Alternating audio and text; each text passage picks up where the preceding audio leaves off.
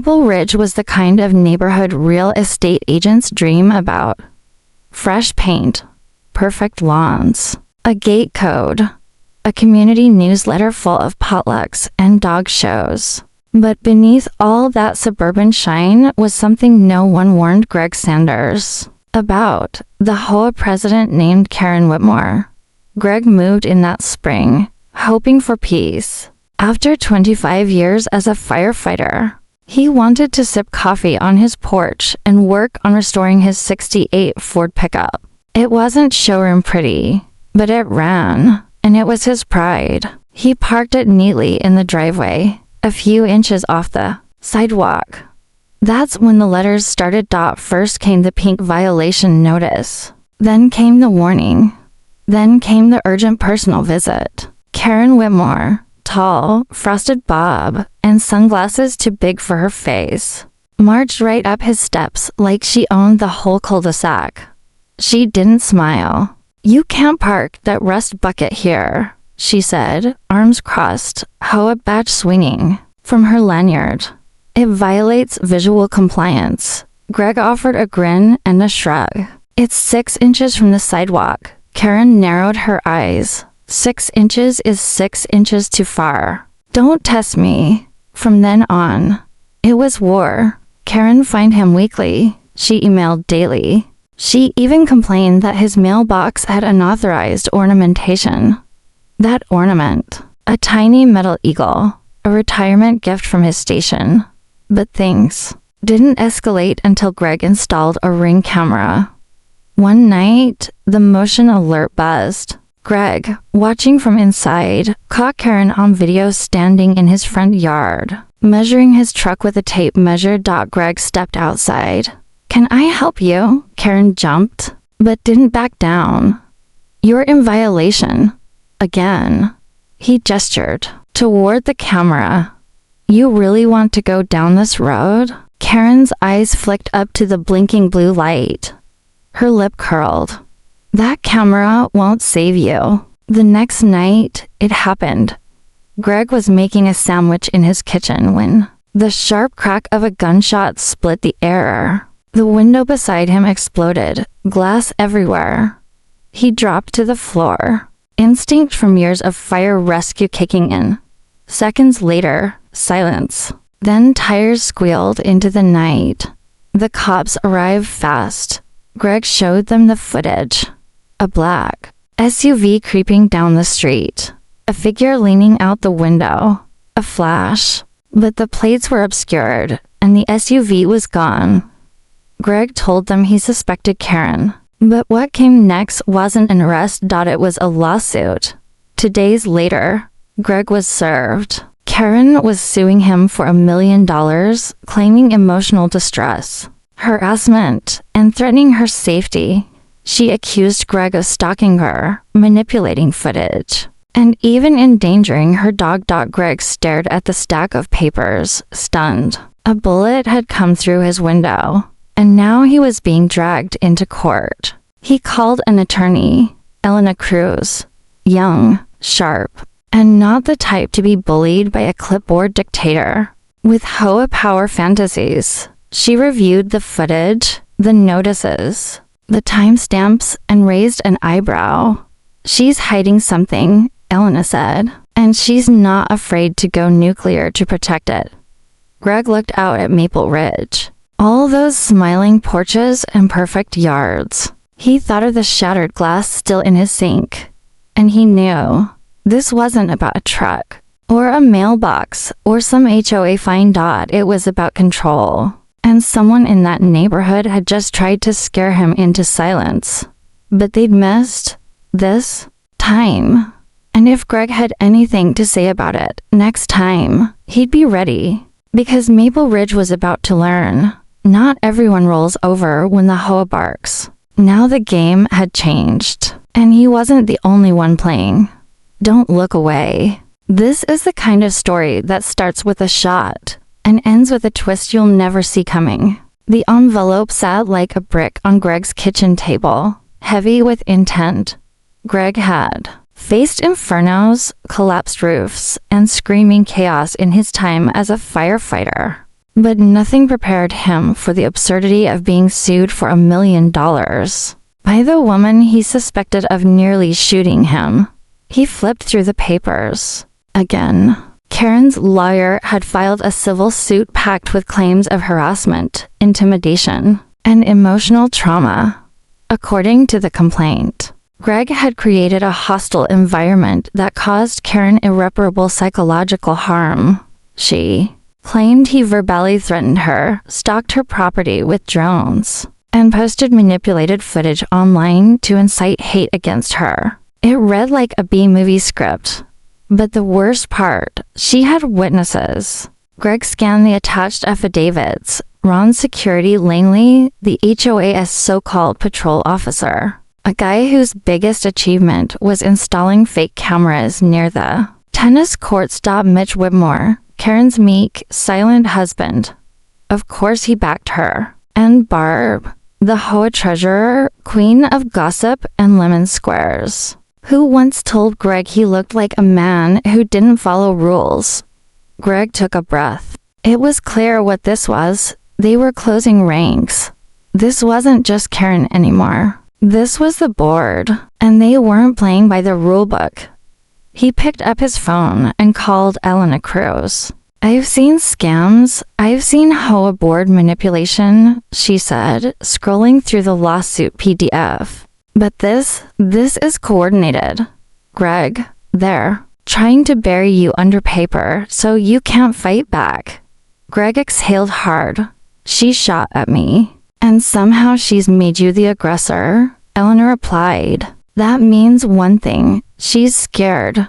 Not of you, of what you're close to finding." They went back to the footage. Elena paused the frame where the SUV rolled past Greg's house. The muzzle flash was unmistakable, but the plate, partially obscured by a garbage can, made it difficult to identify. Still, something stuck out. The SUV had a dent on the front bumper, and that dent matched perfectly with a scrape Greg had seen on Karen's black Cadillac Escalade. The next morning, Elena filed a motion to compel Karen to provide security footage from her home for the night of the incident. Karen responded instantly with a lawyer's letter refusing access. "The Whitmore residence has no active camera system at this time," it claimed. A lie. Greg had seen the cameras, two black domes mounted under her front porches. "They blinked red every night, Elena," Greg said, leaning over her laptop. "We both know she's hiding something. What do we do if the court doesn't believe us?" "We make them believe," Elena said, "and we find someone who knows the truth." That afternoon, Greg started knocking on doors. Most neighbors answered with polite concern, but none wanted to get involved. "We've had issues with Karen," one whispered. "She plays dirty." Another just shook his head. "That woman ruined my wife's garden over a zoning dispute. I'm not stepping in." But finally, one cracked. Her name was Teresa Marks, early 40s, single mom, barely made eye contact. Her words came out cautious, but with the exhaustion of someone who had held onto a secret too long. "Karen fined me for leaving a soccer net up for my son," she said. "When I pushed back, my car got keyed. Then my mailbox got smashed. I filed complaints. No one responded." "Did you ever see her do it?" Elena asked gently.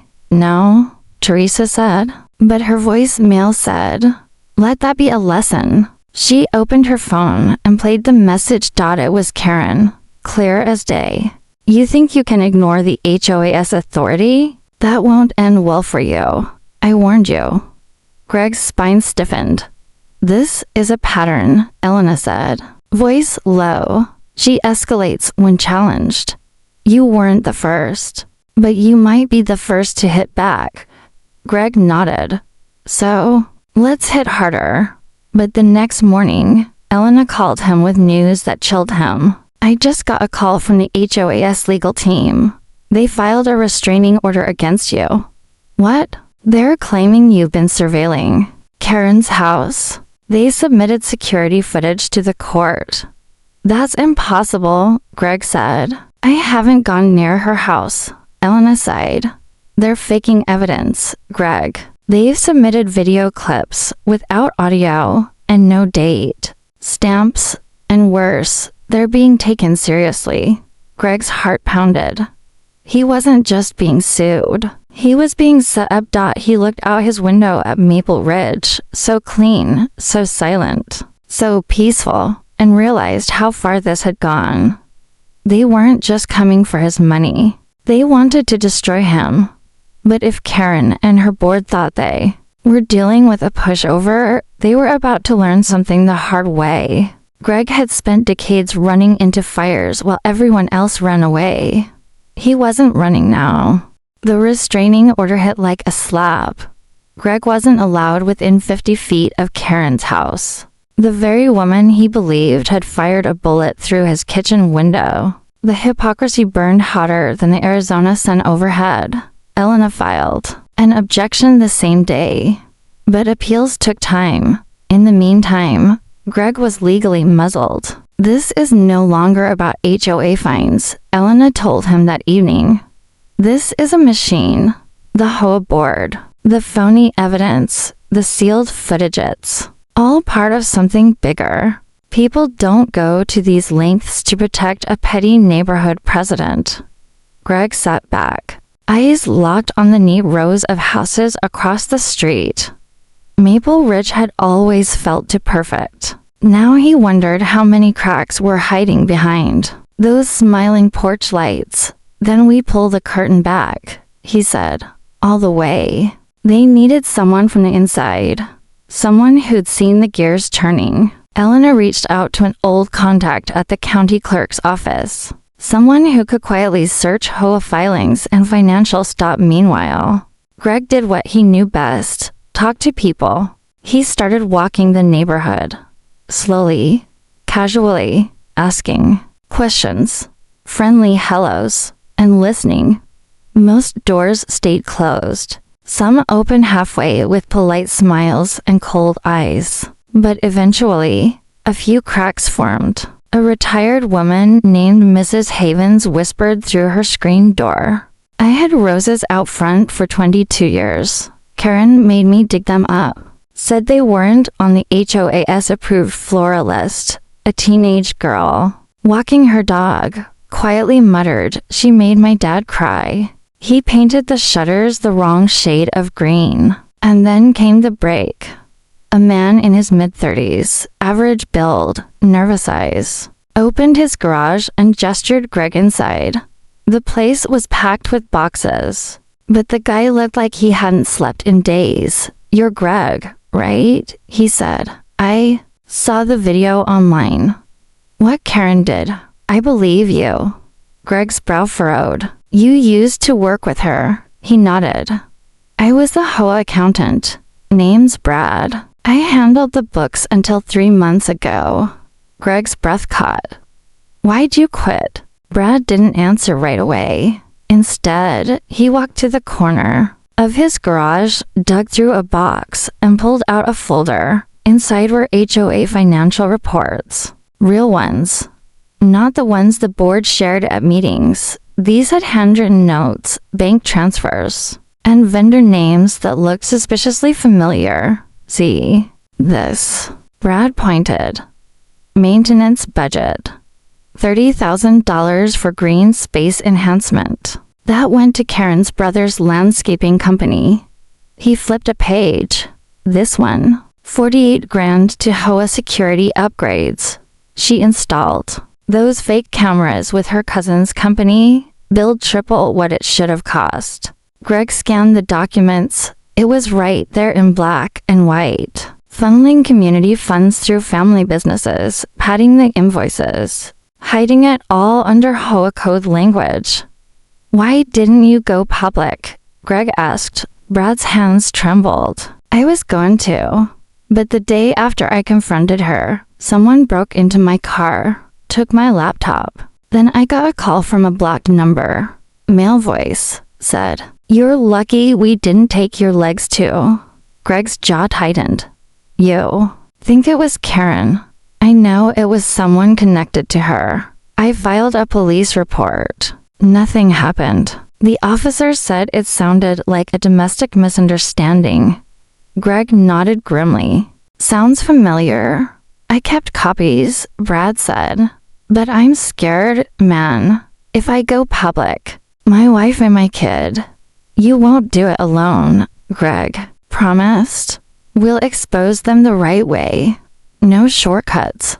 That night, Greg and Elena combed through the documents. Every number painted a story of corruption, backroom deals, and a tight-knit power circle squeezing money out of the neighborhood like juice from an orange. Elena's eyes were locked on one line item.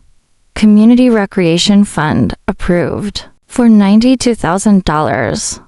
But no one's seen a new park, no new benches, no upgrades. She picked up her phone and started dialing. Who are you calling? Greg asked. A reporter. Elena said, a real one. She covers HOA corruption statewide. If even half of this is true, this'll blow wide open. Greg leaned back, exhausted but burning with purpose. Karen had thought she could hide behind forms, fines, and fake witnesses. But now, the lie was coming apart, and someone, maybe more than one person, was going to answer for it. But the next morning, Greg woke up to something worse than any letter, fine, or threat. His front yard was trashed, fence kicked in, his truck's windshield smashed, and right there, in red spray paint across his garage door, drop it or you'll bleed next. This wasn't just a civil dispute anymore.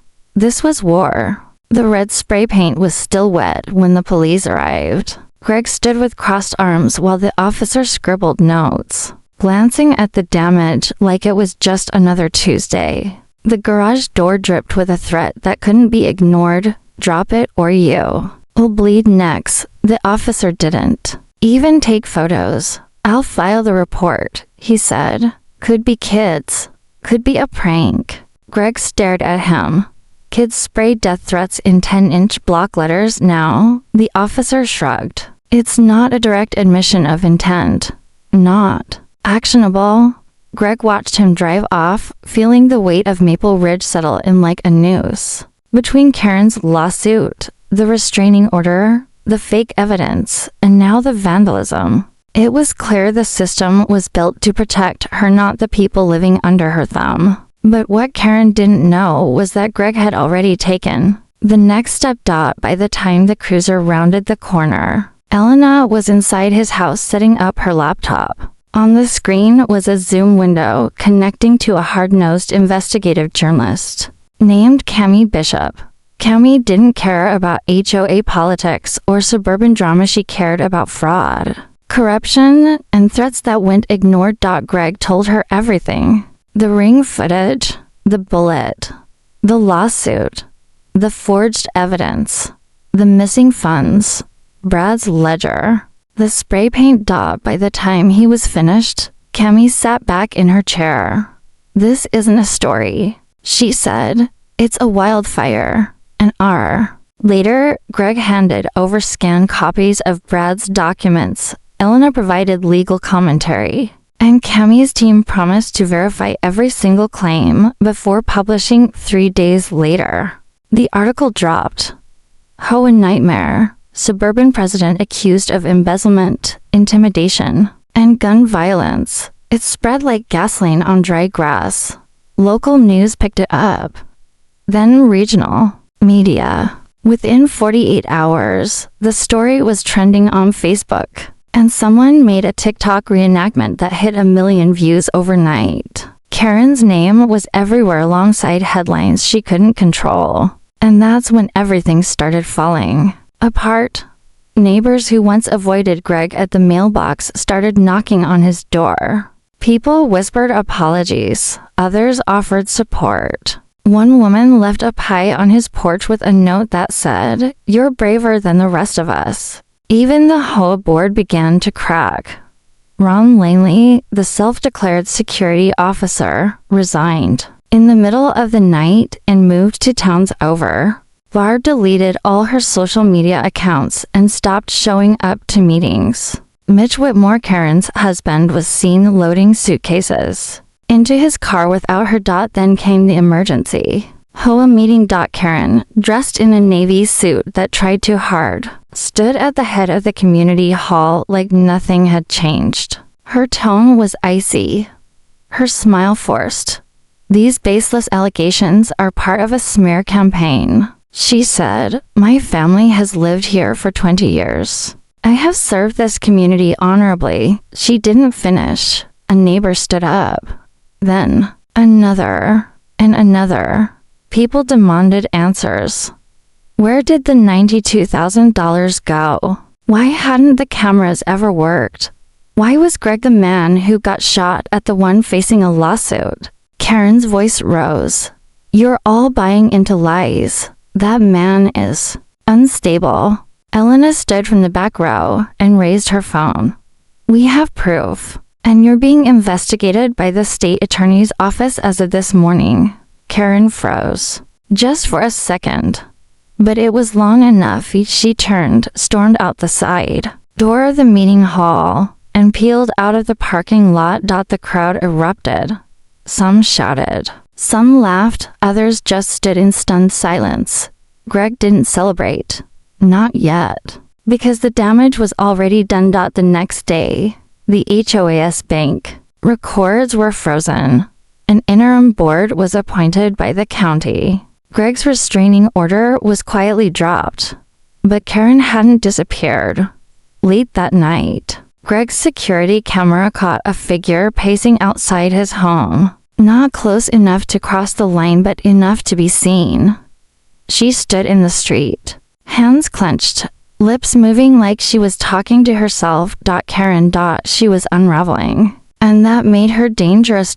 Elena called the police. They filed a report. This time, they actually stayed to watch the footage.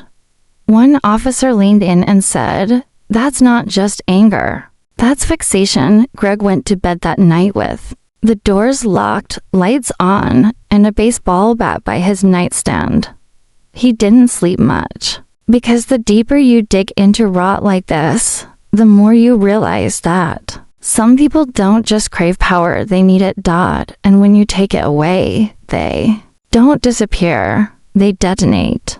The neighborhood felt different now, quieter, tenser. Maple Ridge's perfect little bubble had popped, and no one knew what would come spilling out next. Greg watched as for sale signs began popping up on lawns like mushrooms after rain. People were leaving. Some out of fear, others because they realized they'd been living under the thumb of a queen, whose crown had finally cracked. But even with the story out, the financial freeze in place, and Karen's name smeared across every HOA, watchdog blog in the state, something didn't sit right. Greg could feel it. Karen wasn't finished. He saw it in her eyes that night she stood outside his house. That wasn't the look of someone beaten. It was the look of someone calculating. And it didn't take long for her next move to hit home. Literally. It started with Brad. The former HOA accountant had been keeping a low profile, staying with his in-laws in another zip code. But when he came back into town one afternoon to meet with Elena and finalize the affidavit against Karen, he made a mistake. He parked at the community center, the one still under Karen's fading control. Within minutes, his car was towed. Not just towed, stripped. When Greg and Elena found him at the impound lot, Brad was pale and shaking. His laptop bag was gone. So was the folder of backup documents he hadn't yet scanned. His tires had been slashed, windshield cracked and carved into the hood in jagged, deliberate lines. Snitch. Elena immediately called the police. Greg called the press, but the story didn't gain traction this time. Without footage, without a direct witness, it just looked like bad luck. Karen was getting smarter. That night, Elena sat with Greg at his kitchen table, flipping through what was left of the case materials. She's cornered, but she's still Dangerous, she said, and Brad was the warning shot. Greg frowned. Then who's the target? He didn't have to wait long for the answer. The next day, Greg's niece, Samantha, stopped by. She was in college, visiting for the weekend, and brought over sandwiches and a smile. Greg had raised her like a daughter after her parents passed. She was smart, cautious, and never involved in drama. Until now. They sat on the porch talking. When her phone buzzed, she glanced at it and her face went pale. "What is it?" Greg asked. She turned the screen toward him. It was a message from an unknown number. A video. In it. Samantha was walking from her car to Greg's front door, carrying lunch. The message read, "Pretty girl. Shame if she ended up in the wrong place at the wrong time." Greg's stomach turned cold. He took the phone, sent the clip to Elena, and had Samantha pack a bag. She was gone within an hour, escorted to a hotel by 2 off-duty officers. Greg paid himself. This had gone too far. Karen was no longer just hiding behind lawsuits and vandalism. She was threatening family. Elena wasted no time. She filed for an emergency protection order. She submitted the video to law enforcement, and this time they listened. A formal investigation into Karen Whitmore was opened. And Karen snapped. She showed up to the emergency HOA board meeting uninvited, unannounced, and completely unhinged. Eyewitnesses said she stormed the podium, screaming that the neighborhood was under attack by liars, criminals, and manipulators. She pointed at the new interim president and called her a traitor. When she spotted Greg in the back row, she charged at him. 2 officers stepped in, handcuffed her on the spot. Karen was removed from the building kicking and shouting about how you're all going to pay. And this isn't over. That was the last time Greg saw her face to face. But it wasn't over, because later that night, a fire broke out behind Greg's house, a small one. Contained, but real. A plastic garbage bin had been dragged behind the fence line and set ablaze. No fingerprints, no witnesses. But everyone knew. Karen may have been cuffed, but someone else was pulling strings now. Or worse, she'd already put a plan in motion that didn't need her to run it anymore. And in part 6, Greg finds out just how far this rabbit hole goes and what Karen was hiding this whole time. She didn't just break the rules. She built them. And now, those rules are coming back with a vengeance. Don't blink. This isn't the end. It's the beginning of the real story. The fire behind Greg's house barely scorched the fence, but the message it sent roared louder than flames ever could. This wasn't about revenge anymore. It was a final warning. The police chalked it up to a random act again. But Greg didn't believe in coincidence. Not after a bullet, $1 million lawsuit, vandalism, death threats, and a niece getting stalked. There was no random left in this story, only patterns. Elena wasn't surprised. She said it plainly. Karen had structure. She didn't just act out of impulse. She built a machine. The question now was, how deep did that machine go? Greg still had Brad's documents, the ones that hadn't been stolen or destroyed. The financials were damning enough, but Elena wanted to go further. They needed history, paper trails, ownership, transfers, and most importantly, control. So she did what every corrupt board fears. She requested the original HOA charter and governing documents from the county archive. It took 3 days. When the manila envelope finally landed in Greg's mailbox, it was thicker than a dictionary and smelled like stale ink and old secrets. They spread the documents across Greg's dining table. That's when they saw it, hidden deep inside the original HOA bylaws clause 19.2.3. A clause that had never been shared with homeowners in any meeting, any newsletter, or any official printout. It stated, in the event of a vacancy, emergency, or dissolution of board leadership, All executive decision-making power defaults to the founding authority, or their designated proxy. Greg blinked. Founding authority? Elena found the name buried on the last page. Karen Whitmore. She wasn't just the current president. She had written the rules herself 30 years ago. Karen's late husband had developed Maple Ridge as a retirement investment. When he died, Karen quietly took over all HOA control and rewrote the bylaws under the guise of standardization. She didn't just run the board. She was the board. Every election had been staged. Every vote predetermined. Proxy voting forms filed by the hundreds, most of them signed in identical handwriting. Karen didn't win the HOA presidency. She created it. Elena leaned back in her chair. She built a legal fortress around herself. Greg shook his head. Which means, even when she's gone, she still has the power, Elena said. Unless we find a way to dismantle it completely. That same night, something else arrived. A letter. No return address. Just a name scrawled on the envelope, Jasper. Inside was a single page, handwritten, and a USB drive taped to the bottom. The note read, I've lived next to her for 15 years. You're not wrong, but you're not safe either. This drive has the documents she didn't want even the board to see. I can't come forward, but maybe this will be enough. They opened the drive. Inside were 2 folders. One was titled, Shell Contracts. It contained a dozen PDF invoices from companies with generic names: Metro Groundskeeping, Safeguard Ops, Everclean Services. None of them had real websites. None had valid business licenses. But all had been paid tens of thousands of dollars in HOA funds. The second folder was simply named Logbook. It was a scanned notebook. Karen's.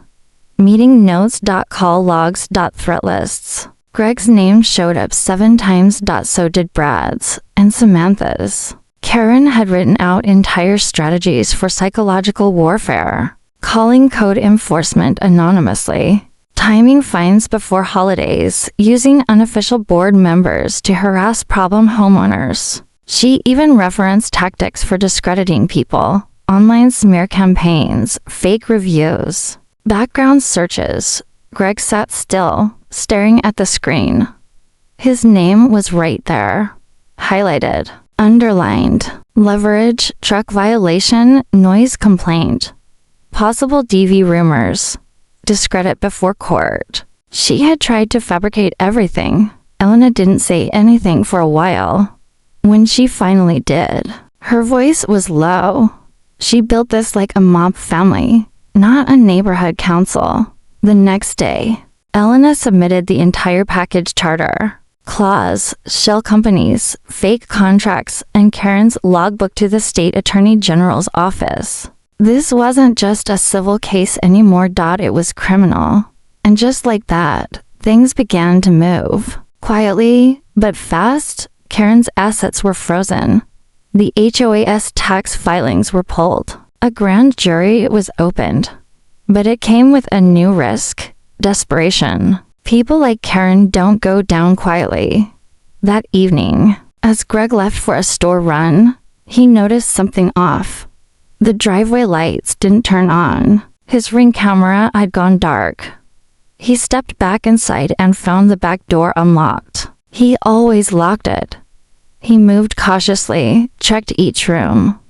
Nothing missing. But in the middle of his dining table was the USB drive, the same one they had turned over. It wasn't supposed to be there. Attached was a sticky note with one line: "She's not the only one watching." This wasn't just about Karen anymore. Someone else was involved. Greg barely slept that night. The USB drive was supposed to be in the hands of the state attorney. And yet, there it was, placed silently, deliberately, in the center of his table. Not stolen. Not duplicated. Returned. It wasn't a threat. It was a signature. Someone had gotten inside his home, bypassed his locks, and left behind a message more chilling than anything Karen ever spray-painted on his garage. Elena showed up just after sunrise. And she wasn't alone. Her contact from the AG's office, Special Investigator Marcus Yates, a calm man with a military posture and a voice like gravel, joined them at Greg's kitchen counter. "This isn't Karen," Yates said, examining the drive. "She's on house arrest now, GPS monitored. She couldn't leave her property last night." Greg swallowed hard. "So who?" Yates didn't answer right away. He plugged in the drive, verified its contents, and nodded. "This isn't the same USB. The file structure is identical, but this version is encrypted. It's what we'd call a dead man's." "Backup date what?" Greg asked. Elena stepped in. "It means someone else had the same files, and if they went missing or worse, it was set to go out." Yates looked up. "Someone's scared this entire thing goes deeper than Karen Whitmore. They knew only one person with that kind of paranoia. Jasper. The neighbor who had dropped off the original USB. The one who never came forward." Greg and Elena drove straight to his house. The lawn was overgrown. Newspapers stacked near the front steps. A busted security light blinked uselessly near the front door. No answer. Elena called the non-emergency line and requested a welfare check. An officer showed up, knocked, then circled around the back. Minutes later, he called it in. The back door had been kicked in. Inside, the place was a mess, not ransacked, but emptied. Clothes gone, laptop gone, safe pried open, but no signs of a struggle. No blood. No broken glass, no chaos. It was like Jasper had vanished into thin air. "I think he ran," the officer said. "Got scared." Greg didn't believe that for a second. This wasn't fear. This was a cleanup. Back at his place, Greg sat on the porch and stared across the neighborhood. That same pristine grid of fake smiles and HOA-mandated grass height. He felt something shift inside him. The fear was still there, but now it burned with something else, certainty. Karen hadn't built this on her own. She'd had help. Maybe from people within the community. Maybe beyond. Greg turned to Elena. "It's time we burn the whole structure down." They began assembling a full timeline. Every incident, every threat, every witness who had since gone quiet. They tied names to money trails, linked shell companies to Karen's old business partners, and found a disturbing pattern, a string of neighborhoods, 4, maybe 5 in different towns, all with HOA letters that followed a suspiciously similar blueprint. Same property management firm, same legal structure, same kind of incident with a resident who didn't comply, and each time, a different name listed as the president. But all of them, on public records, were affiliated with a company called Ridgefall Property Group. Yates confirmed what Elena suspected. Ridgefall is dirty. Civil suits in 3 counties. Rumors of laundering through HOA projects, but nothing's ever stuck. Until now, it clicked. Karen wasn't just corrupt. She was a franchisee of a larger game.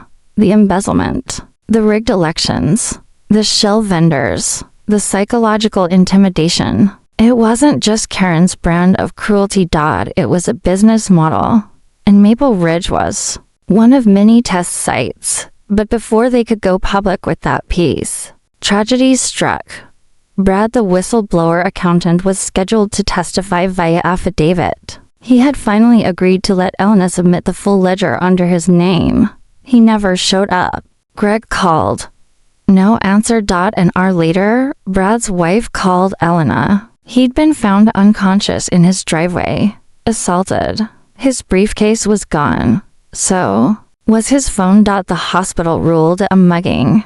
But Elena wasn't buying it. Someone got to him, she said. They're erasing loose ends.